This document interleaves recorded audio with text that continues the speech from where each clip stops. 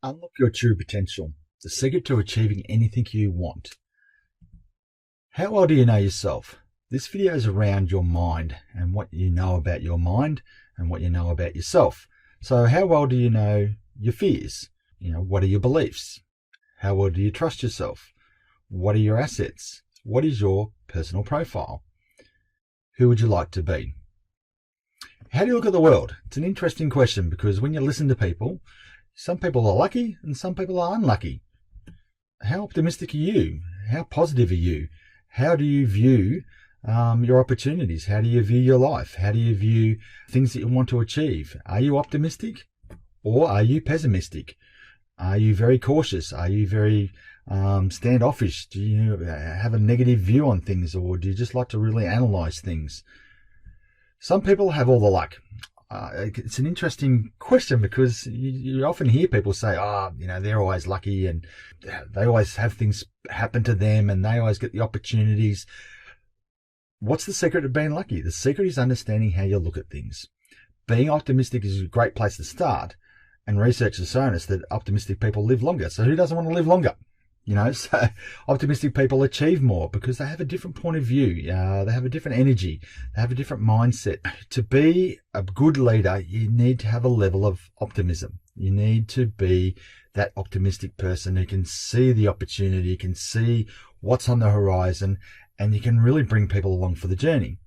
But don't get me wrong, it pays to be pessimistic too, because you need to have a good look at things. You need to be more thorough. The overly optimistic person can lead us down the wrong path. So there is a level of being optimistic, but there is a need for being pessimistic too. So what are you? Are you optimistic or pessimistic? And do you think you're lucky or unlucky? Ants. Automatic negative thoughts. So the ants are real in that thought process of, your conscious brain 40 to 60,000 times a day. You are thinking of something. So what are you thinking about? Are they negative thoughts? And we all have that time where we're laying there in bed at night, and I'm sure you have it, where you just, something's going around in your brain. It's going around and around and around, and you just can't break that cycle. That's that automatic negative thought process. And it is real, and we've researched it. We know it. We've, clinical psychologists and psychiatrists have done a lot of work into this. So when you start to read about it, you must listen to your internal thoughts and challenge them. So how? Well, there's a simple strategy because we all get stressed, and there's a difference between stressed and negative thought systems. Stress and fear can really clog up your thought process. It limits you from having clear thoughts. So, I love this image because, there's a lot of what we can feel in our day-to-day lives. And we have a lot more pressure now than ever before because of electronic devices. We're just so busy and so connected all the time. So you must start listening to that inside voice. And you must understand that we have self-talk, and there's 4 negative self-talks. There's the worrier, anticipates the worst. There's the critic, constantly judging and evaluating your behavior. There's the victim, that part of you that feels helpless and hopeless. And then there's the perfectionist that pushes and goads you to do better. Now, we all have it. So what's yours? I want you just to think about this for a second. Are you a worrier?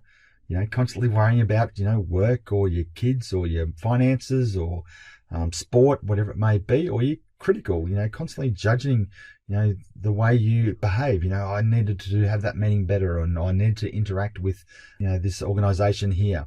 Or are you a bit of a victim sometimes, when I think they're all talking about me and I'm worried about what my board might be saying or these leaders might be saying, or, what's my partner thinking? I feel like, everyone's talking about me. That's that hopeless feeling. Perfectionist, pushing and goading yourself. And I'm certainly a bit of a perfectionist, pushing myself to work harder and got to get something perfect. It doesn't have to be 8 out of 10 or it's got to be 9 out of 10. So we typically have 2 negative voices. For me personally, I'm a worrier and I'm a perfectionist. Okay, they tend to be the stronger voices that come through in my negative self-talk. So how do you combat it? How do you overcome it? Well, it's rational versus irrational thoughts. Okay, and some people, there's an attachment I've got here on the ABC of thoughts, and you can fill that form, and it's a log when you're having thoughts and what thoughts are you having, because sometimes you need to loosen the hold of negative self-talk. And the best way to do it, well, it's actually quite simple. When you've got that negative thought running around in your head, ask yourself a question, because by asking yourself a question, you can then challenge the negative thinking. 1, what is the evidence for this? 2, is this always true? Has this been true in the past? What are the odds of this happening or being true? What is the very worst that could happen? What is so bad about that? What would I do if the worst did happen? And am I competent enough to cope? 8 great questions. I would like you to think about this and write down what is your favorite question here. Because if you're a worrier, and like I am, number 7 is great for me. So what would I do if the worst happened? So I'm worrying about maybe work or winning a contract, or getting the opportunity to meet this new client. So what happens if I don't? Well, there's going to be other new clients. If I don't win that contract, there'll be other opportunities. So it's challenging that negative thought, because if you don't challenge the cycle of the ants, that constant loop of negative thinking, you won't be able to break it. If you're a perfectionist like me, what is a great question for that? To me, am I competent enough to cope? If it's not perfect, of course I am. So pick some questions out, look at what questions you like, and write that question down, and maybe have it on your computer, or maybe have it written on your mirror at home. But have it where you can look at that question, and when the ants and those negative voices in your head are starting to run rampant and run around, they're irrational thoughts, you must challenge them.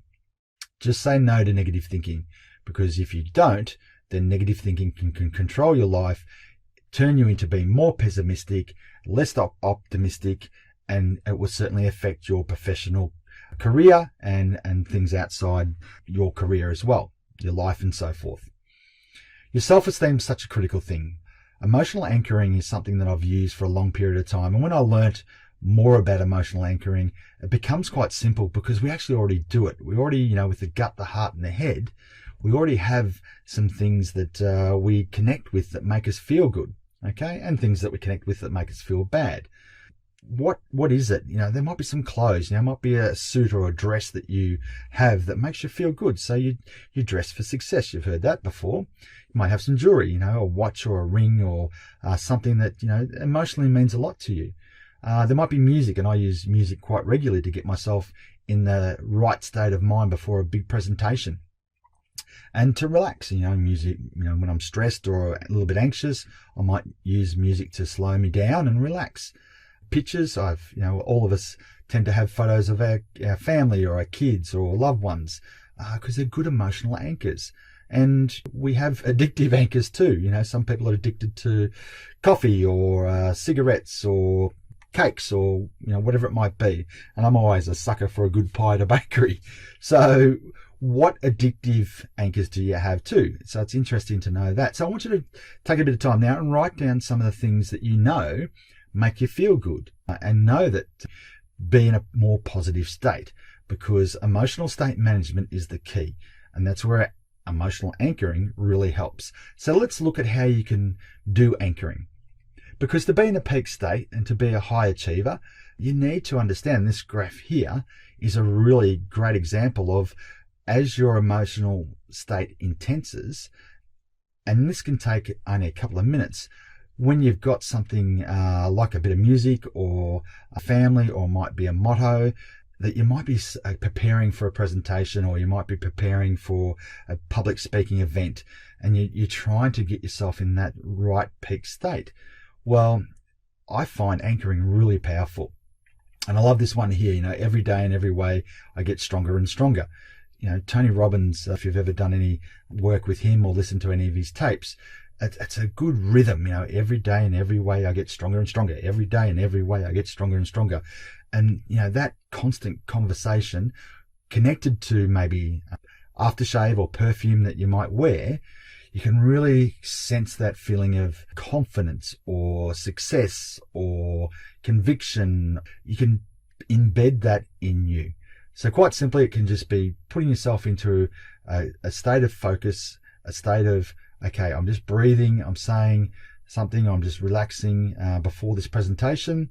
And then you can put in that state of confidence so that when you go to do that public speaking event, you feel confident when you get up there because you're in that emotional state. There's lots on this. I'm just trying to give you a very short snippet, but using mottos or music tend to work for me to really get that constant emotional state, or a good saying like every day and every way I get stronger and stronger. So just constantly saying that to yourself 50 times a day would change your emotional state. So have a look at what you're struggling with at the moment, or those negative voices, and start to challenge your thinking. And I touched on this, what's your motto? I always believe that you need to, explore mottos, explore things that really mean something to you.